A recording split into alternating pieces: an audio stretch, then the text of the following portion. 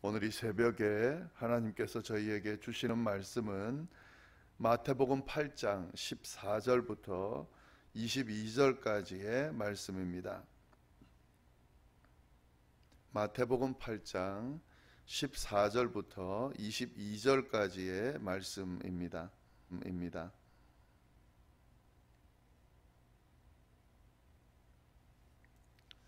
하나님의 말씀 제가 봉독하겠습니다. 예수께서 베드로의 집에 들어가사 그의 장모가 열병으로 앓아 누운 것을 보시고 그의 손을 만지시니 열병이 떠나가고 여인이 일어나서 예수께 수종 들더라. 저물매 사람들이 귀신 들린 자를 많이 데리고 예수께 오거늘 예수께서 말씀으로 귀신들을 쫓아내시고 병든 자들을 다 고치시니 이는 선지자 이사야를 통하여 하신 말씀에 우리의 연약한 것을 친히 담당하시고 병을 짊어지셨도다 함을 이루려 하심이더라. 예수께서 무리가 자기를 애워싸는 것을 보시고 건너편으로 가기를 명하시니라. 한 서기관이 나와 예수께 아뢰되 선생님이여 어디로 가시든지 저는 따르리이다. 예수께서 이르시되 여우도 굴이 있고 공중의 새도 거처가 있으되 인자는 머리 둘 곳이 없다 하시더라. 제자 중에 또 한 사람이 이르되 주여 내가 먼저 가서 내 아버지를 장사하게 허락하옵소서. 예수께서 이르시되 죽은 자들이 그들의 죽은 자들을 장사하게 하고 너는 나를 따르라 하시니라. 아멘. 저희가 이제 산상보훈의 말씀 끝나고 그 이후에 예수님께서 본격적인 사역을 감당하신 내용을 어제부터 살펴보고 있습니다. 어제 본문에는 나병 환자를 고치시는 사건, 그리고 중풍병 걸린 백부장의 하인을 고치는 그 사건에 대해서 저희가 함께 나누었습니다. 오늘은 그 다음에 이어지는 사건을 함께 나누려고 합니다. 베드로의 장모를 고치는 내용이 나오는데요, 14절 15절 두 절에 나옵니다. 14절에 보시면은 예수께서 베드로의 집에 들어가사 그의 장모가 열병으로 앓아 누운 것을 보시고 그의 손을 만지시니 열병이 떠나가고 여인이 일어나서 예수께 수종 들더라, 이렇게 되어 있습니다. 베드로의 장모가 지금 병에 걸렸는데 열병으로 앓아 누웠다, 이렇게 되어 있습니다. 열병이라고 하는 병이 아니죠. 여러 가지 병의 원인 중에 또 증상 중에 열병이 나는 거겠죠. 정확하게 어떤 열병인지는, 어떤 원인으로 열이 나는 병에 걸렸는지는 알 수 없지만 열병으로 앓아 누운 베드로의 장모를 예수님께서 보셨습니다. 그리고 어떻게 하셨냐면 그의 손을 만지시니까 열병이 떠나갔다, 이렇게 되어 있습니다. 이 베드로의 장모의 병을 고치는 내용을 보면은요, 이 나병 환자를 고치던 그때와 좀 비슷합니다. 왜냐하면은 이 나병 환자의 병은 그 전염병이기 때문에요. 그리고 부정한 병이기 때문에 만지지 못하도록, 접촉하지 못하도록 그렇게 나병이라고 하는 병이 그런 병입니다. 그런데 예수님께서는 다들 피하는 그를 만지시고 그러면서 병을 고쳐 주셨습니다. 이 열병도 마찬가지입니다. 이 열병이 전염병이라고 생각했기 때문에 그 당시 유대인들은 열병 걸린 사람을 만지는 것을 금지했습니다. 그런데 예수님은 전혀 아랑곳하지 않고 그 열병 걸린 베드로의 장모의 손을 만지셨습니다. 그리고 고쳐주셨다 하는 거죠. 예수님의 손이 닿는 곳, 그곳에 기적이 일어난다, 치유의 역사가 일어난다는 사실을 잘 드러내고 있습니다. 나병이든 열병이든 사람들은 피하는 병이지만 예수님께서는 상관없이 그의 손을 만지시고 그의 몸을 만지시고 고쳐주신다 하는 거죠. 그리고 예수님의 손길이 닿는 그곳에서 기적이, 치유의 역사가 일어난다는 사실을 잘 드러내고 있습니다. 이것이 예수님께서 보여주시는 능력입니다. 여기서 주목해 보아야 될 내용이 하나 있는데요. 보통은 예수님께 치유의 기적을 또 치유의 역사를 바랄 때에 보통은 사람들이 데리고 오거나 그 사람 당사자가 요청을 합니다. 그러면 예수님께서 고쳐주십니다. 나병 환자를 고칠 때도 그랬고요. 그리고 중풍병 걸린 백부장의 하인병을 고칠 때도 마찬가지였습니다. 나병 걸린 환자는 자신을 고쳐달라고 자신이 스스로 예수님께 요청을 했고, 중풍병 걸린 하인은 그의 주인인 백부장이 요청을 했습니다. 그걸 보시고 예수님께서 고쳐주셨는데요. 이 베드로의 장모는 그렇지가 않아요. 물론 누군가가 요청했거나 베드로의 장모가 고쳐달라고 했을 수는 있습니다. 그러나 성경에는 기록이 되어 있지 않습니다. 기록되어 있지 않기 때문에 저희는 이 내용만 가지고 봤을 때에 베드로의 장모의 경우는 베드로의 장모가 당사자가 직접 고쳐달라고 요청하지 않았다는 것과 또 누군가가 베드로가 고쳐달라고 했다 이렇게 말할 수가 없는 거죠. 그래서 이 내용만 보고서는 예수님이 요청을 받지 않았음에도 불구하고 이 그녀의 병을 고쳐줬다는 사실을 우리가 볼 수가 있습니다. 여기서 우리가 한 가지 알게 되는 것은요, 예수님께서는 요청에 의해서만 병을 고치시는 분이 아니다 하는 거죠. 무조건 요청해야만 고친다라고 이야기하는 것은 문제가 있다 하는 거죠. 보통은 예수님께서 요청할 때에 고쳐주십니다. 그러나 때로는 요청하지 않았음에도 불구하고 그를 고쳐주시기도 하신다 하는 거죠. 특별히 베드로의 장모였다라고 하는 사실에 우리가 주목할 필요가 있습니다. 다른 사람의 장모였어도, 예수님의 제자가 아닌 누군가의 장모였어도 고쳐주실 수 있겠죠. 그러나 분명히 오늘 성경은 베드로의 장모를 고쳐주셨다, 그것도 요청하지 않았는데도 불구하고 고쳐주셨다라고 말씀하고 계십니다. 이건 뭘 의미하냐면요, 자신을 따르는 제자들을 돌보시는 예수님의 모습을 볼 수가 있습니다. 자신을 위해 모든 것을 걸고 따르는 제자의 형편을 돌아보신다 하는 거죠. 그의 장모의 아픔을 돌아보신다 하는 겁니다. 비록 요청하지 않았지만 자신을 따르는 제자의 장모가 아픈 것을 안타까이 여기시고 먼저 다가가셔서 고쳐주신다 하는 거죠. 이것이 예수님께서 보여주신 모습입니다. 이것이 하나님의 마음이다 하는 거죠. 우리가 하나님을 따를 때에 때로는 손해보는, 또 가족을 돌보지 못하는 그런 경우가 있을 수가 있습니다. 그러나 하나님께서는 그 형편까지도 다 알고 계신다 하는 사실이죠. 곧 요청하지 않았지만 하나님을 따르는 제자의 가족이기 때문에, 또 하나님의 백성의 지인이기 때문에 고쳐주시는 역사가 일어날 수 있다 하는 거죠. 중요한 사실을 보여주고 있습니다. 열병이 떠나가자 이 베드로의 장모가 어떻게 했냐면요, 일어나서 예수께 수종 들더라 이렇게 이야기를 했습니다. 완전히 치유됐다는 모습을 보여주는 거죠. 그리고 예수님께서 고쳐주신 것에 대한, 치유해 주신 것에 대한 감사의 표현을 한다라는 사실도 우리가 알 수가 있습니다.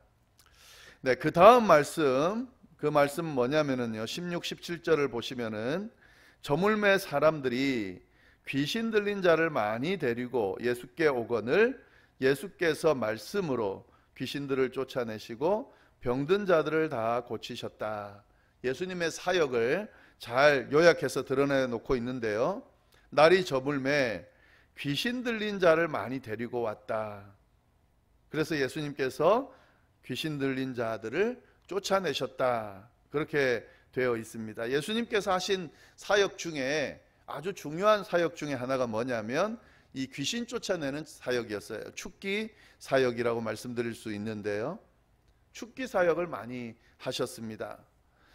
당연하죠. 예수님께서 오신 목적은 매여있는, 특별히 사단의 세력으로부터 매여있는 것을 풀기 위해서 오셨기 때문에요, 이 귀신을 쫓아내는 사역을 하시는 것은 당연한 것이죠. 예수님께서 이 축기 사역을 많이 하셨다 하는 거죠. 근데 여기서 한 가지 주목해 봐야 될 부분이 있습니다. 말씀으로 쫓아내셨다 하는 거죠. 예수님께서 직접 능력을 발휘하셔서 쫓아내셨다 이렇게 표현되어 있지 않습니다. 말씀으로 쫓아내셨다 이렇게 되어 있습니다.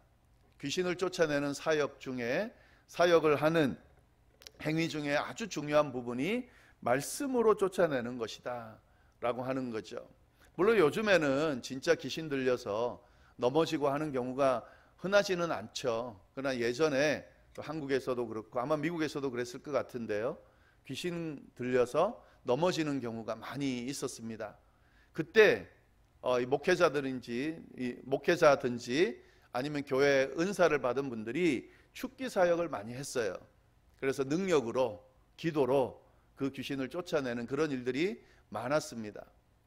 근데 그때에 우리가 착각하는 부분이 있어요. 하나님께서 분명히 축기할 수 있는, 귀신을 쫓아낼 수 있는 은사를 주십니다마는 사실은 귀신을 쫓아내는 그 행위, 그 능력은 그 은사 받은 사람에게만 주어지는 것이 아닙니다. 또 은사 받은 사람일지라도 그 귀신을 쫓아낼 때에 꼭 필요한 부분이 있다 하는 거죠. 그 뭐냐면 말씀으로 쫓아내는 거죠. 하나님의 말씀 자체가 능력이 있습니다. 그 말씀 앞에 귀신은 쫓겨날 수밖에 없다 하는 사실을 잘 기억할 필요가 있습니다.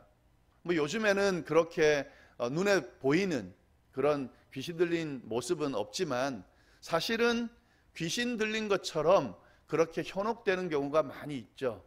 살다 보면 이것저것들에 유혹당하고 또 귀신이 마치 우리를 현혹하는 것처럼 하는 그런 모습들이 많이 드러납니다. 그때 그 귀신 들림을, 특히 귀신의 유혹을, 사단의 유혹을 이길 수 있는 방법, 그 방법은 뭐냐면 말씀으로 물리칠 수 있는 거죠. 말씀을 암송하고 말씀을 묵상하고 말씀을 읽고 말씀을 듣는 그 행위 자체가 바로 사단이 틈타지 못하게 하는 그런 행위다 하는 사실 잘 염두에 두면 좋겠습니다. 말씀 앞에 있지 않을 때에, 말씀과 더불어 살지 않을 때에, 말씀 읽지 않을 때에, 말씀을 묵상하지 않을 때에 사단이 그 사람을 마음껏 농락할 수 있다는 사실을 잘 기억할 필요가 있습니다. 말씀 앞에서 귀신은 무능력한 존재가 될 수밖에 없다는 사실을 잘 기억하면 좋겠습니다. 예수님조차도 말씀으로 귀신을 쫓아내셨다라고 하는 사실 잘 좀 염두에 두면 좋겠고요. 그리고 여기서 한 가지 저희가 주목할 필요가 있는데요. 마태가 예수님께서 말씀으로 귀신을 쫓아내시고 병든 자들을 다 고치셨다 그랬습니다. 귀신은 쫓아내고 병든 자는 고치셨다 이렇게 이야기를 하고 있어요. 축기 사역과 치유 사역이 구분된다 하는 거죠. 귀신 쫓아내는 것과 병 걸린 것이 구분되어 있다라고 하는 부분을 잘 기억할 필요가 있습니다. 물론 어떤 경우에는 귀신이 병을 일으키는 경우가 있습니다. 그런데 병에 걸렸다고 다 귀신 들렸다, 귀신이 역사했다 이렇게 말하는 것은 성경적이지 않습니다. 병에 걸린 사람을 보고 막 축기를 하는 경우가 있었어요. 예전에 다 부작용들이죠. 병 걸린 사람이 귀신 들려서 병 걸렸다고 생각해서 병원에 안 보내고 막 그 기도를 하는 거죠. 막 때려가면서 기도를 해서 귀신을 쫓아낸다고 그렇게 했던 경우가 있습니다. 일부분은 고칠 수 있지만 그거 해가지고 고쳐지는 게 아닙니다. 병 걸린 것이 다 귀신 들린 것은 아니기 때문에 그렇습니다. 성경이 분명히 이야기하죠. 귀신은 쫓아내고 병은 치유하는 거라고요. 그러니까 잘 이 말씀을 구분할 필요가 있다 하는 거죠. 아플 때는 병원 가야죠. 의사의 손을 비는 거죠. 물론 기도해야 됩니다. 기도가 더 중요합니다. 그러나 기도하는 것, 그 행위를 통하여 하나님께서 의사의 손을, 또 치료하는 과정을, 또 약을 통해서 또 하나님이 허락하신 어떤 것들을 통해서 치유해 달라고 역사하고 기도하고 또 그 역사를 바라고 다가가는 것이 더 현명하고 성경적이라는 사실을 잘 기억할 필요가 있습니다. 그 구분도 오늘 말씀 안에서 우리가 살펴볼 수 있고요. 그리고요 17절 말씀 보시면은 이는 선지자 이사야를 통하여 하신 말씀에 우리의 연약한 것을 친히 담당하시고 병을 짊어지셨도다 함을 이루려 하심이더라. 예수님께서 오셔서 보여주시는 축기 사역, 치유 사역의 이 모든 행위들을 보면은 선지자 이사야의 예언이 성취된 것과 같다. 마태는 그렇게 평가하고 있습니다. 사단의 유혹에, 마귀의 유혹에 넘어간다는 것은 굉장히 연약한 모습을 보여주는 거죠. 또 병에 걸린다는 것도 그런 모습이죠. 예수님께서 이런 것들을 친히 감당해 주신다 하는 거죠. 고쳐주실 뿐만 아니라 친히 이 모든 것을 자신이 짊어지고 감당하신다라고 하는 사실도 드러나고 있습니다. 예언의 성취다. 예수님께서 하시는 이 사역의 행위들은 예언의 성취다라고 하는 것 좀 보시면 좋겠고요. 네, 그리고 마지막으로 우리가 볼 수 있는 것 18절부터 22절 말씀인데 제자도에 대한 말씀입니다. 제자로서 예수님을 따를 때에 어떤 모습이어야 되느냐 하는 내용이 잘 나오고 있는데요. 18절 말씀 보시면 이렇게 되어 있습니다. 예수께서 무리가 자기를 애워싸는 것을 보시고 건너편으로 가기를 명하셨다. 무리가 점점 많아진 거예요. 그래서 점점 자기를, 예수님 자신을 애워싸는 것을 보셨어요. 그리고 난 뒤에 어떻게 하냐면요, 다른 쪽으로 건너편으로 건너가기를 명하셨다. 갈릴리 건너편이죠. 그곳으로 건너가기를 명하셨다 하는 거죠. 여기서 우리가 잘 볼 수 있는 것은 마태가, 제가 그 말씀 한번 드렸는데요, 마태는 무리와 제자들을 구분해서, 명확하게 구분해서 이야기를 전개한다 그랬습니다. 이 말씀도 마찬가지예요. 무리가 자기를 애워싸는 것을 보시고 예수님께서는 그들을 피하여 강 건너편으로 가셨다, 그렇게 돼 있죠. 무리와 제자를 명확하게 구분하고 있는 그 내용을 지금 드러내고 있다 하는 거죠. 그 다음 내용을 보면은 알 수가 있습니다. 보시면은 이렇게 돼 있어요. 한 서기관이 나와 예수께 아뢰되 선생님이여 어디로 가시든지 저는 따르리이다. 예수님께서 강 건너편으로 가기를 원하시니까 그 모습을 보고 서기관이 이렇게 고백합니다. 선생님이여 어디로 가시든지 저는 따르겠습니다. 여러분, 이 내용만 보면은 예수님을 어디든 따르려고 하는 서기관의 모습을 볼 수가 있습니다만은 사실은 진짜 예수님을 따르려고 하는 그런 모습은 아니라는 사실을 알 수가 있어요. 왜냐하면 이 고백 내용 안에 예수님을 진정으로 따르지 않는 모습이 나와 있거든요. 어떤 모습이냐면 이거예요.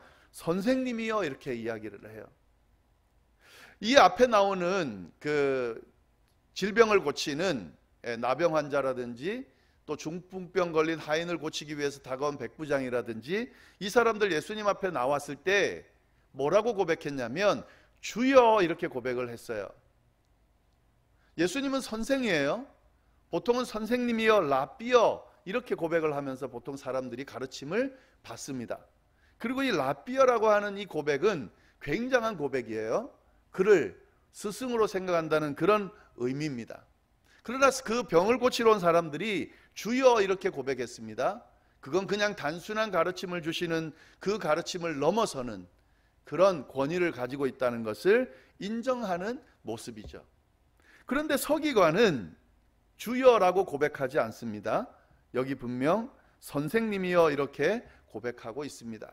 서기관이 예수님을 생각하는 마음이 어느 정도인지를 잘 드러내고 있습니다. 분명히 예수님이 어디로 가시든지 따르기로 작정한 마음이었죠. 그러나 그가 따르려고 하는 것은 주님으로서 따르는 것이 아니라 선생으로 따르는 거죠. 뭔가 필요한 가르침을 주는 정도, 또 내가 필요한 것을 채워주는 정도의 그런 따름을 이야기하고 있다 하는 거죠. 그에 대해서 예수님께서 뭐라고 대답하시는지 한번 보겠습니다. 예수께서 이르시되 여우도 굴이 있고 공중의 새도 거처가 있으되 인자는 머리 둘 곳이 없다. 이렇게 고백을 해요.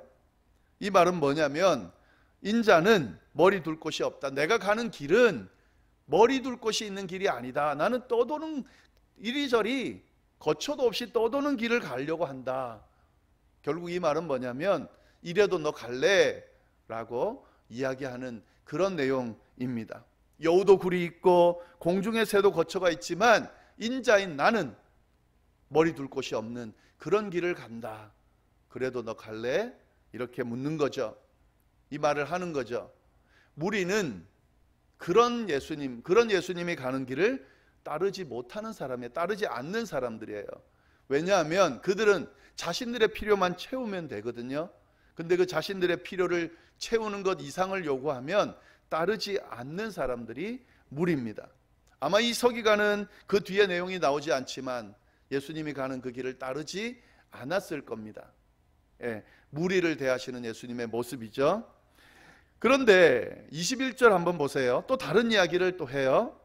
제자 중에 또 한 사람. 이 제자입니다. 제자 중에 또 한 사람이니까 예수님의 제자죠. 그 제자가 이렇게 말했습니다.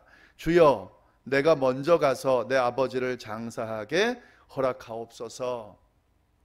아버지가 지금 아마 돌아가신 것 같아요. 그래서 장사를 먼저 드리고 장례를 치르고 그리고 예수님 쫓겠습니다. 이렇게 말했습니다. 그때 예수님께서 이렇게 말씀하세요. 예수께서 이르시되 죽은 자들이 그들의 죽은 자들을 장사하게 하고 너는 나를 따르라. 무리에게 이야기하는, 무리에 속한 서기관에게 이야기하는 예수님의 말씀과 제자에게 이야기하는 예수님의 말씀이 극명하게 다르게 드러나고 있습니다. 이 제자에게 어떤 면에서는 단호하면서도 어떤 면에서는 가혹해 보이는 그런 명령을 내리십니다. 아버지의 장례를 치르러 가려는 그 아들의 마음, 그 자녀의 마음은 너무 당연한 거예요. 그리고 예수님의 마음도 아마 장례 치르도록 그렇게 가게끔 하실 거예요. 그런데 예수님이 단호하게 직선적으로 말씀하세요. 죽은 자들이 그들의 죽은 자들을 장사하게 하고 너는 나를 따르라. 이것이 바로 예수님을 따르는 제자도의 아주 중요한 그런 부분입니다. 예수님께서 왜 이 말씀을 하셨냐면 우선순위를 정확하게 분명하게 하라고 명령하시는 거죠. 예수님을 따르는 제자들이 가야 할 길은 때로는 아버지의 장례보다 먼저 생각해야 될 때가 있다 하는 거죠. 그 길은 여우도 굴이 있고 공중의 새도 거처가 있지만 머리 둘 것 없는 인자가 가는 그 길을 따라야 될 수도 있다 하는 겁니다. 때로는 내가 원하지 않는 길, 때로는 나에게 손해가 주어지는 길, 그 길을 우선순위에 두고 가야 하는 그 길이 바로 예수님의 제자로서 제자도의 길을 가는 것이다 라는 이야기를 하고 있습니다. 예수님의 제자가 되려면 반드시 거쳐야 하는, 예수님의 제자가 되려고 하면 반드시 가야 되는 길을 예수님께서 제시해 주고 있습니다. 이 제자들에게 이걸 요청하시면서 너는 나를 따르라고 지금 명령하고 계신다 하는 거죠.